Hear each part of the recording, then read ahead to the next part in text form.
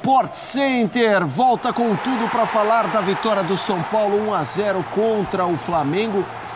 Belo gol de cabeça dele, toca para ele, cruza para ele, Caleri 1-0. Vitória importante para o São Paulo, é a derrota do Flamengo, mas é importante para o campeonato.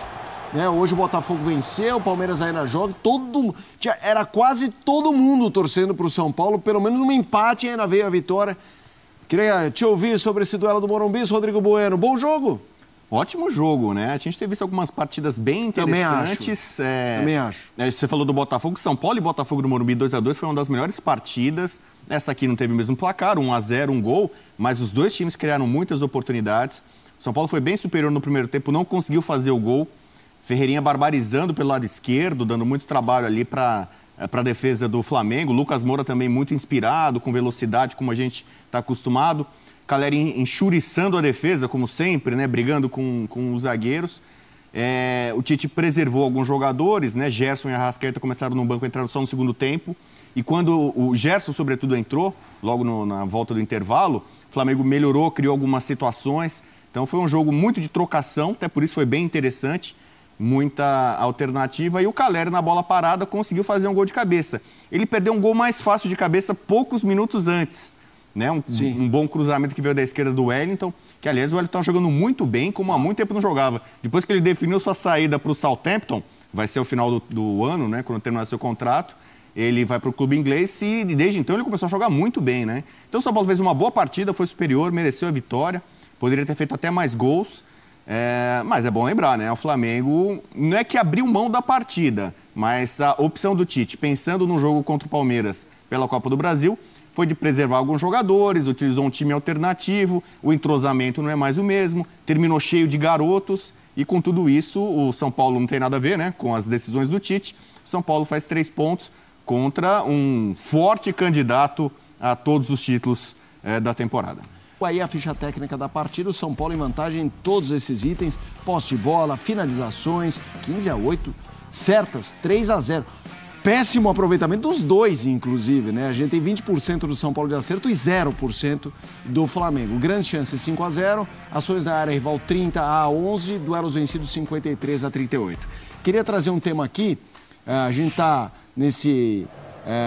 eu ia falar ping-pong, mas já que estamos em época olímpica, neste tênis de mesa aqui no Sport Center de São Paulo para Flamengo, Flamengo para São Paulo, Gabigol. Rodrigo Bueno, e depois eu quero ver o Alton Serra também. Numa utilização inicial de meia, depois jogou algumas partes pelo setor mais lateral de campo. Muita gente achando que o Tite está tentando fazer isso, não para que ele seja depois titular, jogando assim com o Pedro, mas para aumentar o repertório de possibilidades de utilização do Gabigol, para não ser só uma coisa binária com o Pedro. O que você achou? Não só desse jogo, o que você pensa da ideia, Bueno? A ideia é boa, né? O Gabigol, ele é muito versátil, né? Talvez por conta do apelido, as pessoas associam o Gabigol, tem que fazer gol. Jogou bem e fez gol. E não é assim. Na época do Dorival, ele abriu mão, né, da centroavância, né? Sim. De forma brincadeira aqui, essa centroavância, pro Pedro, e ele jogou mais aberto. No Santos, né? Nos times que ele jogou, muitas vezes... O Ricardo Oliveira, lembra? Circulava, né? Ele tem capacidade para armar, um jogador que tem boa técnica, boa visão de jogo. Ele não é o Arrascaeta, ele não é o Gerson. Ele tem características diferentes. Mas ele tem um poder de liderança muito bem, né? O Carlinhos ali serviu como poste, como referência, e ele participando da jogada, circulando por ali. Então, é possível, sim, jogar junto com o Pedro. E é possível aproveitar o Gabigol de várias formas. E é preciso dizer... Já não é de hoje que o Gabigol voltou a jogar bem. Fez gol decisivo de pênalti, tem participado ativamente do time, voltou a ter uma vontade extra, parece, de defender o Flamengo. A gente imagina que pelo menos até o fim do ano vai ser nesse pique. E está se mostrando agora, de fato, um jogador não imprescindível como já foi, mas importante e útil para o Tite em muitos momentos. Numa partida de hoje, por exemplo, com um time alternativo, o Gabigol foi uma das principais figuras do Flamengo, né? Da forma que foi escalado, como foi utilizado, ele também criou dificuldades para o São Paulo. É um jogador que prende a bola, tem bom passe, né? Tem bom entendimento com o Bruno Henrique. Eu lamentei até porque o Bruno Henrique saiu logo no intervalo, né? O Gerson entrou, melhorou o time, mas a parceria do Bruno Henrique com o Gabigol é algo que se perdeu no Flamengo, né? Infelizmente, na era Tite, né? Os dois que eram né, digamos assim, unha e carne, né? Eram muito parceiros, agora pouco jogam juntos. Mas o Gabigol ainda tem muita coisa para oferecer para esse time do Flamengo. Quero ouvir você também, meu amigo Elton César, sobre esse tema Gabigol. Bom, o Tite já não teria o Pedro, né? Mesmo estando no banco de reservas, Pedro estava cumprindo suspensão, não ficou nem no banco. Então, era natural que o Carlinhos fosse titular e passasse boa parte do jogo como titular, porque tem entrado no lugar do Pedro com o Tite nos últimos jogos. O Carlinhos que tocou 6 vezes na bola, no jogo inteiro, né? A bola não chegou. E ele também não tem essa mobilidade, essa participação que o Pedro tem. Que o Gabriel tem, e eu acho que foi por isso até que ele acabou sendo escalado. Porque a gente viu a escalação e imaginou, né, o Flamengo jogando com o Gabriel jogando como um 10, né, o Flamengo jogando num 4-2-3-1. Já não tinha os dois pontas, né, o Luiz Araújo e o Everton Cebolinha. Talvez o Luiz Araújo fosse titular, porque o De La Cruz tem feito um lado, o Everton outro, né, e o Luiz Araújo entra durante os jogos. Poderia funcionar, inclusive, como jogador dessa forma, mas lesionado também não foi opção.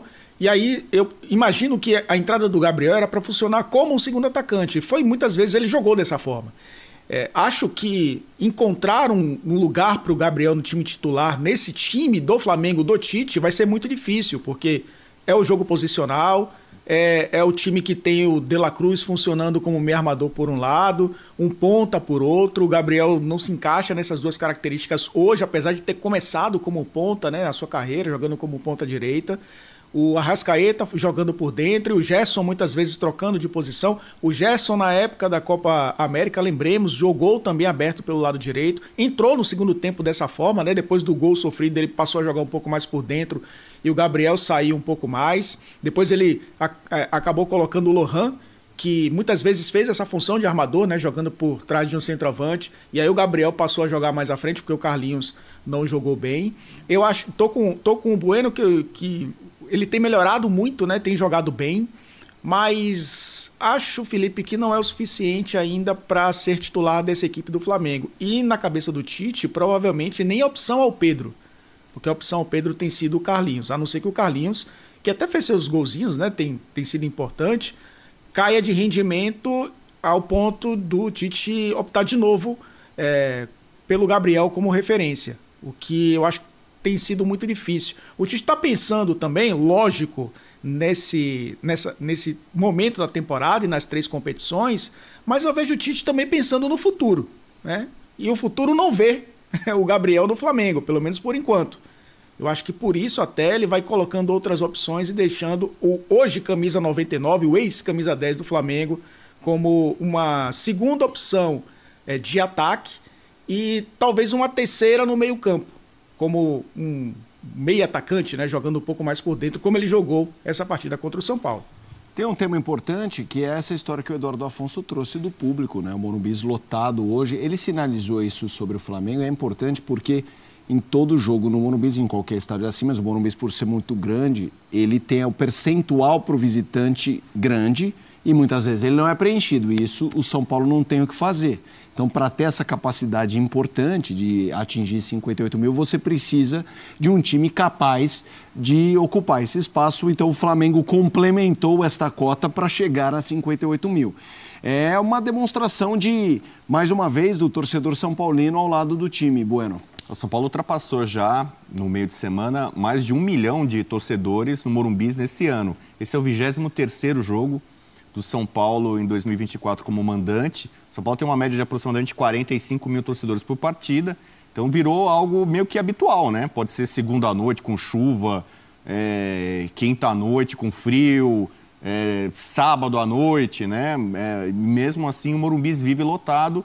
Claro que é uma política que o São Paulo fez, ingressos um pouco mais baratos, tem setor popular, como você tem um estádio grande, você pode, nas arquibancadas, né, sobretudo ali, oferecer ingressos mais baratos. Por isso que o São Paulo tem feito esse slogan de o mais popular. Flamengo e São Paulo são as 2 maiores médias de público do campeonato, né? Então, são jogos sempre de casa cheia. No Rio ou em São Paulo, esse confronto tem sido muito procurado, digamos assim, né? E a tendência é os 2 times com decisões daqui para frente, né? de Copa do Brasil, de Libertadores, baterem ainda mais esses recordes de público, né? Essas médias devem aumentar com o decorrer das próximas partidas de caráter mais decisivo, eliminatório. Como eu disse, a gente está indo e vindo, São Paulo e Flamengo, trazendo o Flamengo, Bueno. Como você olha esse Flamengo que perdeu hoje a liderança para o Botafogo, mas segue com um jogo a menos, então o aproveitamento continua muito bom. Está bem na Copa do Brasil contra um adversário muito forte, que é o Palmeiras. Venceu 2-0, agora decide fora de casa. Tem Libertadores contra o Bolívar na outra semana, né? Começando daqui 10 dias. A gente já viu que o torcedor está confiante no time, mas o torcedor rubro-negro é um cara que gosta de ver futebol vistoso. Mas vem numa sequência tão boa nas últimas semanas, vendo Botafogo e Palmeiras também tropeçarem, que daí criou-se aquele ambiente favorável.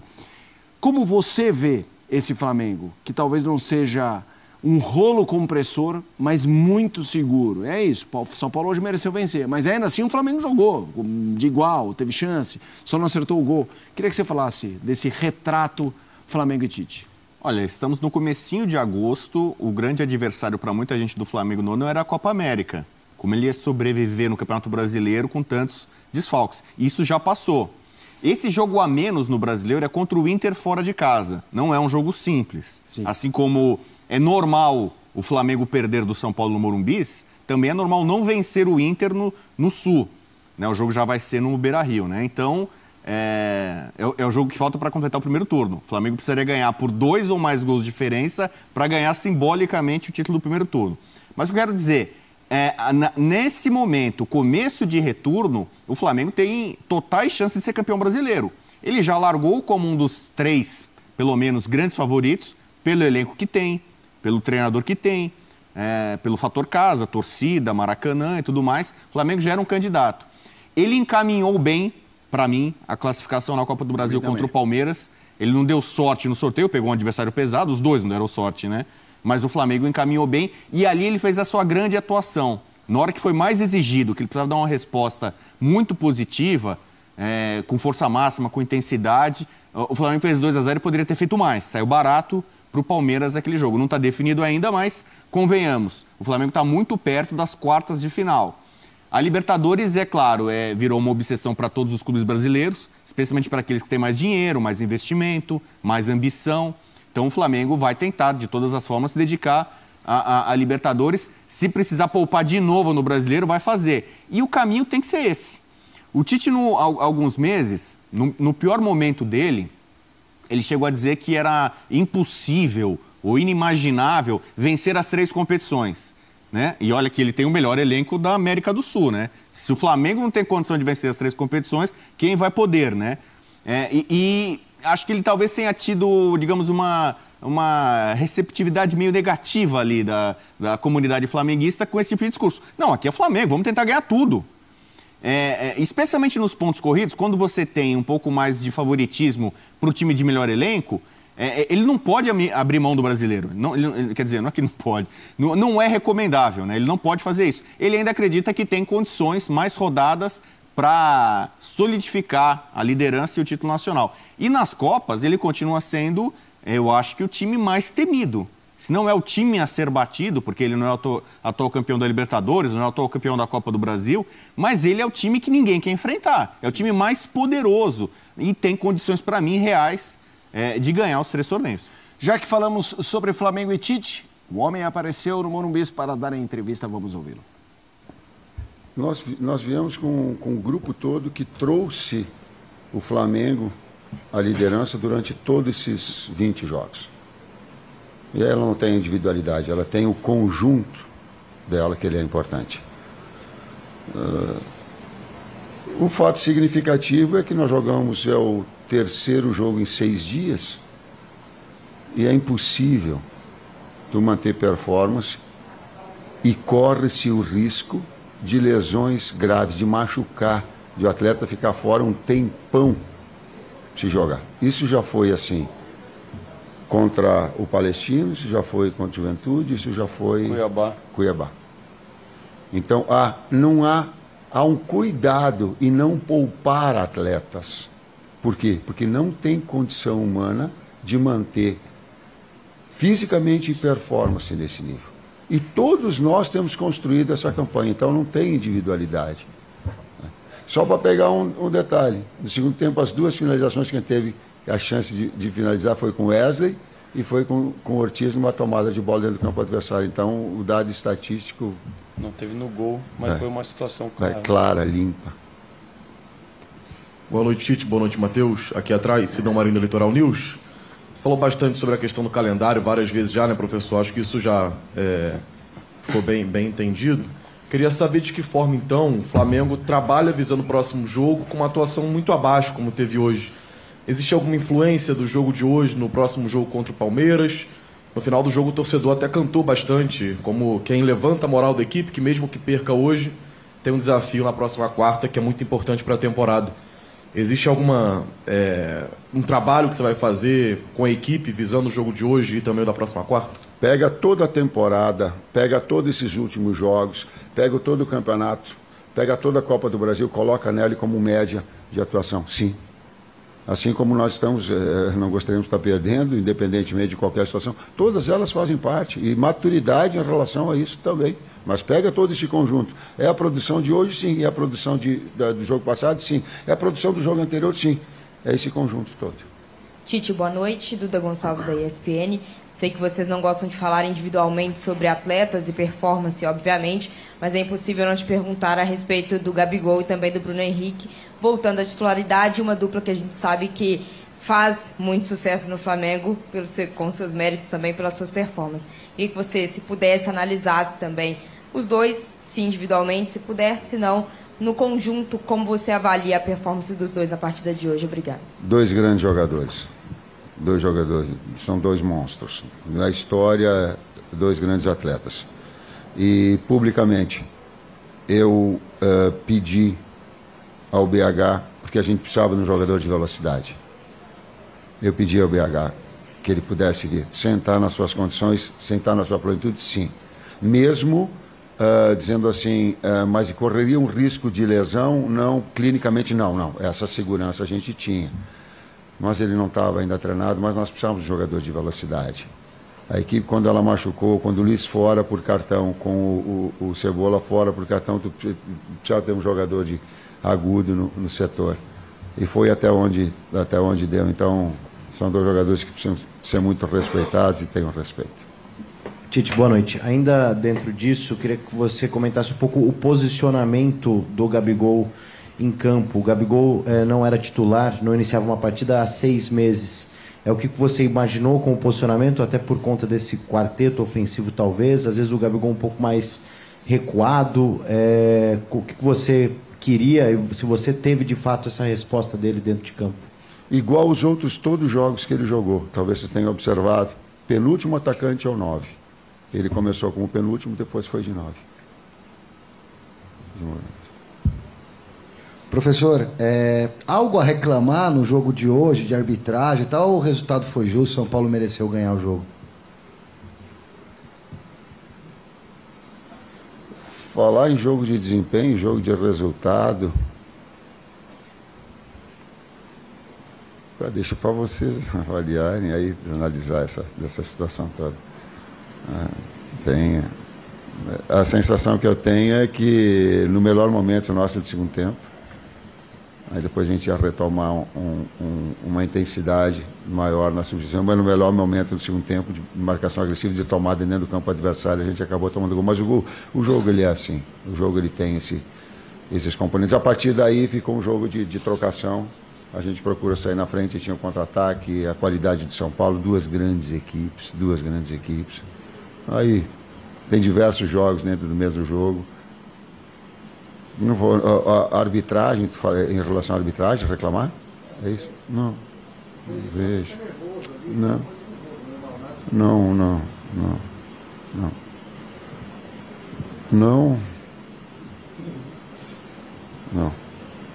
Eu só não sei porque ele deu cartão pro BH. Eu também não. De novo, ele com o BH, alguma coisa ele deve ter com o BH. O BH reclamou normal ali. Foi o terceiro? Então a gente tomou um com o Luiz lá, que não era para ter sido, e agora o BH tomou o terceiro. Tite, Matheus. Boa noite, Mauro Santana, canal do Mauro Santana. Depois de uma atuação exuberante na última quarta-feira, era uma equipe diferente, era uma competição diferente, um adversário diferente, mas a derrota, e principalmente com a atuação da equipe, isso preocupa o torcedor, né? O que dizer para esse torcedor que está aguardando o jogo de volta diante do Palmeiras aqui em São Paulo, pela Copa do Brasil, e obviamente fica preocupado com relação à atuação coletiva que a equipe apresentou hoje? De novo, uma pergunta está linkada à outra, reúne todas a performance da equipe, né? E ela traz e se traduz como forma de preparação para o jogo de quarta-feira também. Penúltima aqui. Boa noite, Tite. Boa noite, Matheus. Léo José do Coluna do Fla. No jogo de ida da Copa do Brasil contra o Palmeiras, o Abel Ferreira ele colocou um time muito defensivo, né? Muito atrás, então deu muito campo para o Flamengo. Nesse jogo de volta, agora, no Allianz Parque, jogando fora de casa, o que você espera? Qual Palmeiras que você espera enfrentar? E aproveitando rapidinho, o De La Cruz, ele é alguma preocupação para a quarta? Essa segunda parte da pergunta quero deixar de novo bem claro. A gente cuida e não poupa. De La Cruz não tinha condição. Cebola não tem condição. Os atletas e outros, se fossem iniciar o jogo, correriam um risco de machucar, de estar fora, de ficar 15, 20 dias fora. Talvez o próprio BH e o Cebola sejam um exemplo disso. Da gente ter necessidade, apressar um pouquinho, daqui a pouco tem uma necessidade de uma sequência. Então, de novo, fica bem claro, é por cuidado de não machucar, de perdê-los. E nós correríamos esse risco. Agora a gente começa a projetar, porque a gente pensava no jogo contra São Paulo. A gente pensava em fazer um belo jogo, ter um bom resultado aqui, dar uma sequência, manter liderança no campeonato. Nós pensávamos tudo isso. Eu não tenho condição de te... e aí a gente entra também numa... Ser defensivo, foi defensivo, é a característica do Palmeiras. Aí a gente entra numa... Tu estás colocando uma ideia que foi... Tem que avaliar, tem que entrar em pormenores. O que a gente vai trazer agora é projetar o jogo de quarta-feira, recuperar toda a equipe, projetar o jogo para quarta-feira. Última pergunta. Tite, talvez até para o Matheus, que participa diretamente desse processo no dia a dia, no treinamento. Hoje a gente acabou sendo derrotado por conta de uma situação de bola parada. E eu queria perguntar para vocês o quanto que, nesse recorte da temporada, né, muita gente traça esse início de agosto. Dia 31 foi o primeiro jogo dessa sequência de jogos difíceis e decisivos. Mas o quanto que essa bola, que já fez a gente ganhar muitos jogos, né, o quanto que vocês vão trabalhar, sei lá, talvez uma redobrada de atenção nesse tipo de jogada. E ofensivamente também, né? A gente sabe que a gente já ganhou muitos jogos com esse tipo de jogada, quando o jogo é decidido nesse tipo de detalhe. Estatisticamente são 30%, em torno de 30% do campeonato proporciona essa. E ele acontece. Ela varia um pouquinho dentro desse índice, né?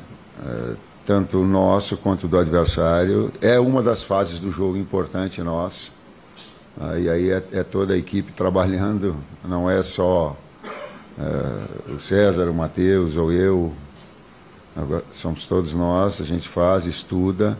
O aval final é meu, né? A responsabilidade final é minha, desses ajustes, dessas estratégias. E é 30% em torno disso, que ele é tanto a favor quanto contra, que tem estabelecido os placares dos jogos. Obrigado, boa noite. Vamos lá. Foi uma ótima entrevista, no final teve um grande... A gente ganhou, a gente é complicado. Eu queria começar os conselhos, eu estou aqui com o Bueno, já o Zubeldia, eu queria começar com o Elton Serra. Elton, o que te chamou mais a atenção nessa entrevista coletiva do Tite? Ele falou sobre essa administração de elenco. Gostei da declaração dele no sentido, olha, chegamos à liderança com esse grupo, né? Porque, óbvio, é o que disse o Bueno, na Copa América houve essa administração, tudo bem, o Pedro estava jogando e tudo mais, o Pedro estava suspenso hoje. Se forçou o cartão ou não no último jogo é uma outra história. Elton, queria que você falasse da entrevista do Tite. Eu acho que tudo chama atenção, né? Por mais que em alguns momentos o Tite seja evasivo. É o caso do Gabriel, por exemplo, ele falando que jogou como um segundo atacante e resumiu a isso, né? Jogando próximo ao centroavante e que no segundo tempo ele atuou como um centroavante. Lógico que antes também elogiou o Gabriel, os 2 jogadores monstros, e depois se debruçou apenas no Bruno Henrique, ou BH, né, como ele chama. Aliás, o Bruno Henrique nasceu em BH, então tá tudo em casa. Que não atuou 100% fisicamente, né, para exercer essa função de ponta, com um pouco mais de velocidade. Que eu acho até que era uma característica que o Flamengo esperava, pelo que o Tite acabou falando na coletiva, né, de um São Paulo no campo de ataque, oferecendo os contra-ataques para o Flamengo. Só que aí os contra-ataques, você precisa muito de 2 jogadores pelos lados do campo para poder fazer essa transição e terminar a jogada. O lado direito até funcionou mais, né, com o Wesley, e o lado esquerdo não tanto com o Vinha. Eu acho que até faltou um pouco de te falar com relação a isso, né, de ou ser instigado a falar sobre isso, sobre esse desempenho do time, principalmente contra um São Paulo que fechou o meio-campo e o Flamengo, mesmo com os jogadores que entraram no segundo tempo, não conseguiu jogar no campo de ataque do São Paulo, né? Tentando jogar por dentro ali. Bobadilha, por exemplo, né? Um cara que é tão criticado, um cara tão irregular nesse time do São Paulo, até fez um bom jogo. E o meio-campo do São Paulo conseguiu neutralizar bem as jogadas do Flamengo por ali, então faltava escape, né, pelos lados, e o Flamengo não conseguiu funcionar dessa forma. Acho que o Tite também não falou sobre isso. E é aquilo que a gente falava, né, Felipe, né, Rodrigo, com relação à administração do elenco. É natural, a gente vai ouvir o Tite falar sobre isso, e muitos outros técnicos nesse fim de semana, e no próximo também, falando sobre a administração de elenco. E ele acaba fazendo isso, em alguns casos, forçadamente. Ele falou do Everton Cebolinha, ele falou do Luiz Araújo, jogadores que talvez não tivessem condições, né, de jogar pelo menos 45 minutos, e olhando também para os confrontos que o Flamengo terá daqui para frente em mata-matas. Porque, lembremos, né, não nessa altura da temporada, acho que em setembro, essas 2 equipes se enfrentaram pela final da Copa do Brasil. Talvez o Flamengo mais favorito que o São Paulo naquele momento, o São Paulo com menos pontos do que tem hoje a essa altura do campeonato, que administravam o mata-mata, e o Flamengo também. Eles só foram reagir quando a Copa do Brasil acabou. O São Paulo saindo ali da parte intermediária baixa da tabela e ficando numa situação mais tranquila, e o Flamengo até brigando pelas primeiras posições, né, brigando pelo título em algum momento do campeonato. Eu acho que as lições ficaram. Estão tentando administrar as 2 competições da melhor maneira possível. E eu acho que o Flamengo está fazendo bem isso, né? Por mais que tenha perdido a liderança e perdido um jogo para um adversário, eu digo adversário direto, porque eu acho que o São Paulo ainda tem condições de brigar pelo título, porque está em aberto. Não é o Botafogo disparado do ano passado, que caiu de rendimento e perdeu o título. Então acho que acaba sendo coerente, né, no que ele se propôs a fazer nessa partida no Morumbi. Já Zubeldia chegando para a entrevista, estamos na expectativa de mais destaques, a Zona Mista também com os nossos repórteres. Queria te ouvir também sobre a entrevista do Tite, Bueno. O Tite sempre muito ponderado, né, cauteloso com as palavras, assessorado pelo filho. Perguntaram para ele sobre a arbitragem, ele mal tinha resposta, não tinha nada. Depois o próprio filho dele, o Matheus, foi lembrar do cartão aparentemente injusto para o BH ali no banco de reservas. Perguntado sobre desempenho, sobre a justiça do resultado, ele não falou muita coisa também, saiu pela tangente, né? Poderia dizer, eu acho que seria mais justo dizer que o São Paulo mereceu a vitória. Tudo bem a escolha dele por esse grupo, né, que conduziu a liderança do Campeonato Brasileiro, mas ele pode reconhecer que o time que ele colocou em campo foi superado pelo São Paulo, de forma, para mim, absolutamente clara e justa, né? Mas tudo bem, né? Não é algo que vai mudar muito o preço do dólar. Ele já falou sobre a partida contra o Palmeiras, né, da preparação, da montagem do elenco e a própria escalação, queira ou não. Claro que ele vai valorizar todo mundo, valorizar o Bruno Henrique, que é reserva, o Gabigol, que é reserva, o grupo que ele tem na mão. Só que a própria decisão, a escolha dele do time titular para a partida de hoje mostra que o foco está mais na partida do meio de semana contra o Palmeiras, que é um caráter eliminatório. E convenhamos, o Flamengo fez uma partidaça, deveria já ter selado a classificação com uma goleada contra o Palmeiras, não conseguiu. E se ele perder a classificação para o Palmeiras, tomar uma virada agora, vai ser algo extremamente doloroso e impactante. Tem derrotas e derrotas, né? Eliminações e eliminações. Então agora o flamenguista e quem acompanha futebol de uma forma geral já imagina o Flamengo classificado. Então o Tite tem essa responsabilidade, né? De evitar uma eliminação que poderia ser até normal diante do tamanho do Palmeiras, mas que agora tá tão na mão do Flamengo que se ele tropeçar, realmente aí não que vai ter consequência, demissão, mas pode ter um clima, um ambiente ruim como até agora o Tite não experimentou no Flamengo.